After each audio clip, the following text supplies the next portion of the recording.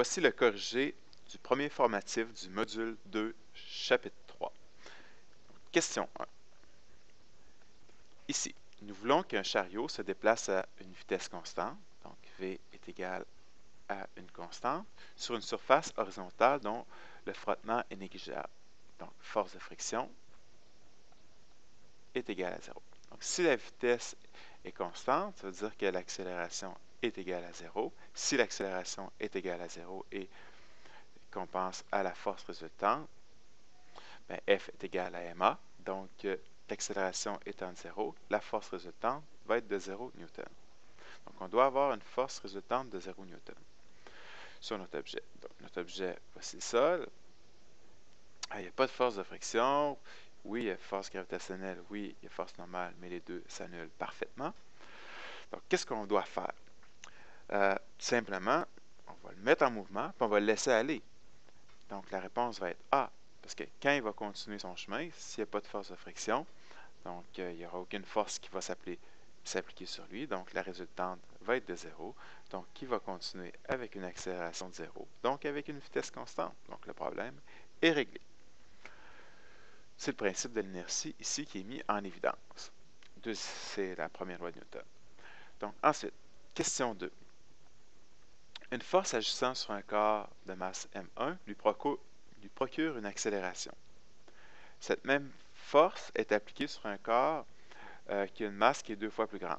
Qu'est-ce qui va se passer avec l'accélération? Donc, nous savons que l'accélération est proportionnelle à l'inverse de la masse. Donc, si on multiplie la masse par 2, l'accélération va devenir de 1/2 de ce qu'on avait précédemment. Donc, l'accélération va être 0,5 fois ce qu'on avait initialement comme accélération. Question 3.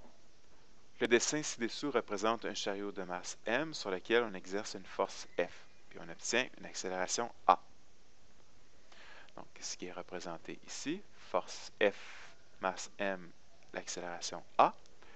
Et on attache maintenant au premier chariot un objet, un deuxième chariot, qui a une masse de m. Donc, en tout, maintenant, nous avons une masse totale du système qui est de 3m. Donc, encore une fois, on sait que l'accélération est inversement proportionnelle à la masse. Donc, si on multiplie par 3 la masse, l'accélération va devenir le tiers. Donc, elle va être 3 fois plus petite. Donc, la réponse B qui est ici. En 4. Au même instant, on laisse tomber du toit d'une école 3 baies de dimensions identiques, mais de masses différentes. L'une étant en aluminium, en plomb, puis en acier. Avant de prendre des mesures et de faire certains calculs, les élèves émettent plusieurs hypothèses. Ces hypothèses sont les suivantes. Les baies arriveront au sol en même temps, les baies auront la même accélération, les baies auront la même vitesse en touchant le sol, les baies subiront des forces identiques. Lesquelles de ces hypothèses précédentes seront vérifiées, donc lesquelles vont être vraies, sachant que la force de friction, donc FFR, est égale à 0 Newton. Donc, qu'est-ce qu'on a? On a les billes, et puisqu'il n'y a pas de force de friction, la seule force qu'elles vont subir, c'est la force gravitationnelle. Donc là, les billes, elles s'en vont vers le bas. Donc, cette force gravitationnelle-là va nous donner directement la force résultante. Donc, on peut dire tout simplement que la force gravitationnelle est égale à la force résultante. Donc, mg va être égal à ma. Maintenant, est-ce que les billes vont arriver au sol en même temps? Oui, parce que si on regarde les billes et qu'on a n'importe quelle masse ici, donc ça va s'annuler de chaque côté. Donc, l'accélération de la bille va tout simplement être l'accélération gravitationnelle terrestre qui est 9,8. Donc, ils ont la même accélération. Donc, c'est vrai, c'est sûr dans ce cas-là qu'ils vont arriver au sol en même temps, c'est vrai. Est-ce qu'ils vont avoir la même vitesse en touchant le sol? Oui, puisqu'ils ont la même accélération. Est-ce qu'ils vont subir des forces identiques? La force, c'est Fg. La force qu'ils vont subir. Donc là, on voit que si on change la masse, on va changer la force. Par exemple, si on a une masse de 1 kg, bien, 1 kg fois 9,8, newton par kilogramme, donc mètres par seconde carré. Donc, ça nous donne 9,8 newtons. Si par contre la bille est en acier, donc, je ne sais pas, le masse qui est plus élevé, 2 kg. Donc là, qu'est-ce qui va se passer? C'est qu'on va avoir 2 fois 9,8